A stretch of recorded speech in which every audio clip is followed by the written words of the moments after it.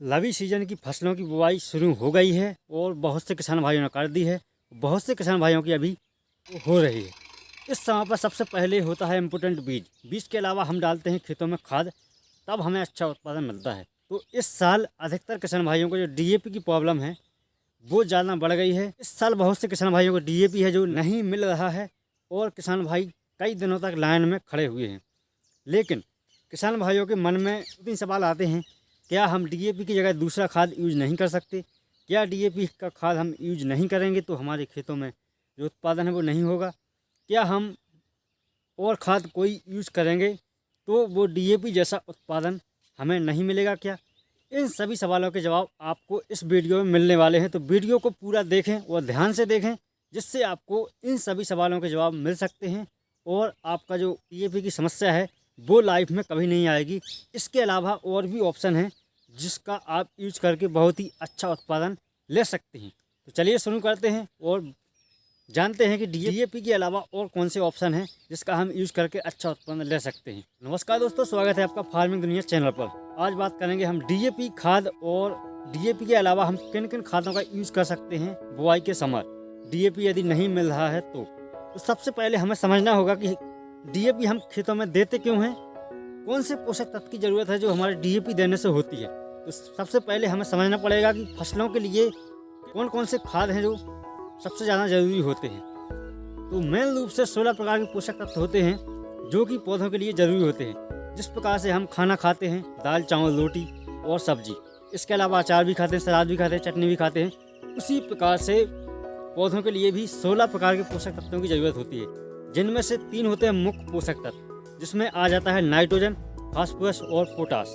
इसके अलावा इन कहलाते हैं गौण पोषक तत्व। इनकी ज़रूरत तो होती है लेकिन कम ज़रूरत होती है नाइट्रोजन, फास्फोरस और पोटास से। इनका नाम है कैल्शियम, मैग्नीशियम और गंधक। ये 3 पोषक तत्व की ज़रूरत तो होती है पौधों को लेकिन कम मात्रा में। इसके अलावा होते हैं सूक्ष्म पोषक तत्व, जिनकी फसलों को ज़रूरत तो होती है लेकिन बहुत ही कम मात्रा में, मतलब 100% में सिर्फ 1 से 2%।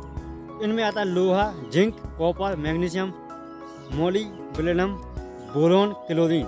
ये हैं कुछ पोषक तत्व जिनकी फसलों के लिए आवश्यकता होती है अपनी वृद्धि और उत्पादन देने के लिए। तो जो सूक्ष्म पोषक तत्व हैं इनकी कुछ मात्रा है जो कि पानी और हवा से पूर्ति हो जाती है, जैसे हाइड्रोजन हो गया, कार्बन और ऑक्सीजन, इसलिए इनको देना नहीं पड़ता है। इसके अलावा ज़रूरत पड़ती है पौधों के लिए गौण पोषक तत्व की, जैसे कैल्शियम, मैग्नीशियम और गंधक। इनके लिए हमें ज़मीनों में पहले से उपलब्ध हैं यह खाद, और जिन ज़मीनों में कमी हो जाती है उनमें इन खाद के लिए डाला जाता है। इसके अलावा होता है 3 मूल पोषक तत्व, नाइट्रोजन, फास्फोरस और पोटास। ये तो हमें प्रति साल देना पड़ता है क्योंकि पौधे इनका उपयोग बहुत ज़्यादा मात्रा में करते हैं, इसलिए हमें इन 3 पोषक तत्वों के लिए बार बार जब भी हम फसल की बुआई करते हैं तो हमें देना पड़ता है। जिस प्रकार से हम रोटी, सब्जी और चावल खाते हैं, उसी प्रकार से पौधों के लिए भी नाइट्रोजन, फास्फोरस और पोटास की ज़रूरत होती है। अब जान लेते हैं कि 3 मुख्य पोषक तत्व हैं जो नाइट्रोजन, फास्फोरस और पोटास, इनके क्या काम है पौधों में। तो सबसे पहले नाइट्रोजन का काम होता है पौधों की वृद्धि करना, और पौधों के प्रत्येक काम में जहाँ भी वृद्धि होती है वहाँ पर उसकी सहायता करना। इसके अलावा जो क्लोरोफिल बनता है पौधों में, प्रकाश संश्लेषण क्रिया होती है, उसमें भी सहायक होते हैं। और पौधे के जो सेल डिवीजन का काम होता है, जहाँ से पौधे की वृद्धि होती है वहाँ पर भी इसका मेन रोल होता है, इसलिए हम यूरिया के द्वारा नाइट्रोजन को देते हैं। इसके अलावा दूसरा पोषक तत्व होता है मेन फास्फोरस। फास्फोरस क्यों दिया जाता है पौधों में? तो फास्फोरस का काम है कि जड़ की अच्छी वृद्धि करना और पौधे को मजबूती प्रदान करना। मतलब हम फास्फोरस देंगे पौधों के लिए तो जड़ की अच्छी वृद्धि होगी और पौधा मजबूत बनेगा, इसलिए पौधा की वृद्धि भी होगी, क्योंकि जड़ बढ़ेगी तो पौधा अपने आप बढ़ेगा। अगला पोषक तत्व है पोटास। पोटास को हम क्यों देते हैं पौधों में? तो पोटास का काम है पौधा का जो तना है उसको मजबूत करता है, और जो पौधे में स्टोर कैपेसिटी होती है, जैसे जब दाना बनता है उसको बड़ा करना, उसको चमकीला करना, उसको मोटा करना, जहाँ कार्बोहाइड्रेट और जो प्रोटीन है वो स्टोर होती है, उसकी वृद्धि करना। इसलिए पोटास की ज़रूरत पड़ती है फसलों में। इसके अलावा जो 13 पोषक तत्व बचे हुए हैं उनके जो काम हैं फसलों में, उसका वीडियो हम कभी अलग बना देंगे। आज बात करते हैं हम डीएपी या कि फास्फोरस के बारे में। बात करते हैं कि डीएपी में कौन से पोषक तत्व पाए जाते हैं जिनको हम फसलों में देते हैं। तो डीएपी में मेन रूप से लिखा होगा बोरी पर NPK। NP का मतलब होता है नाइट्रोजन, फास्फोरस और पोटास। N का मतलब होता है नाइट्रोजन। नाइट्रोजन DAP में पाया जाता है 18%। इसके बाद में होता है फास्फोरस। फास्फोरस पाया जाता है DAP में 46%। इसके बाद होता है पोटास। तो पोटास पर लिखा होता है 0।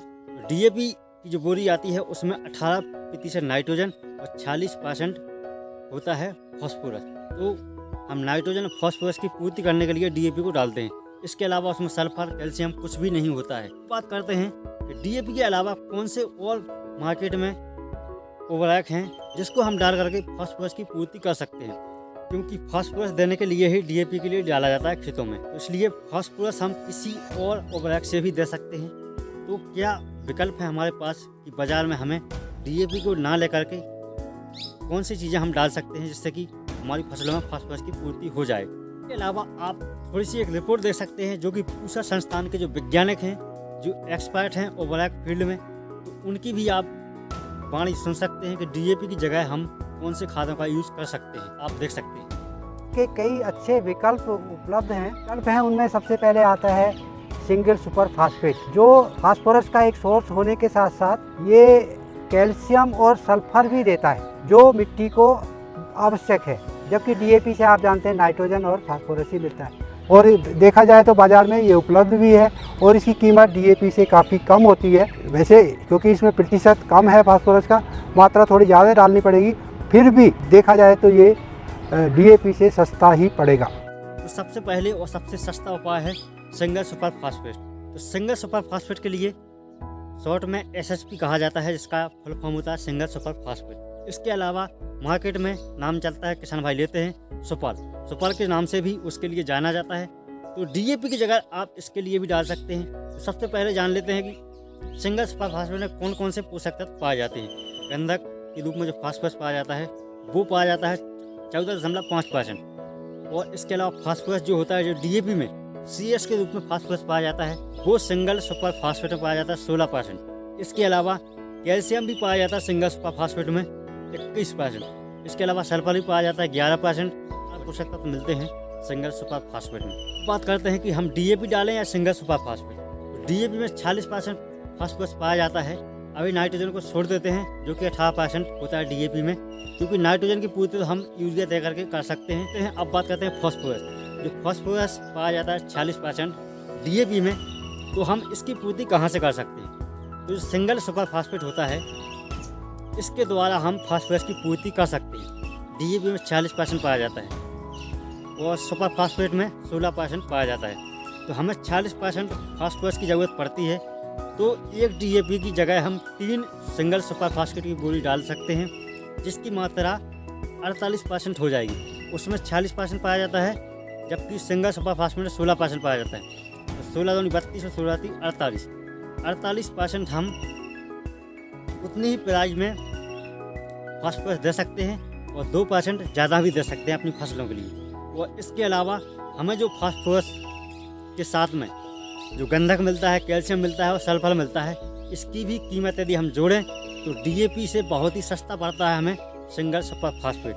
किसान भाई DAP की जगह सिंगल सुपर फास्फेट का यूज़ करते हैं। DAP से कई गुना बढ़कर अच्छे रेट मिलेंगे आपके लिए। सिंगल सुपर फास्फेट है जो DAP से बहुत ही सस्ता पड़ता है।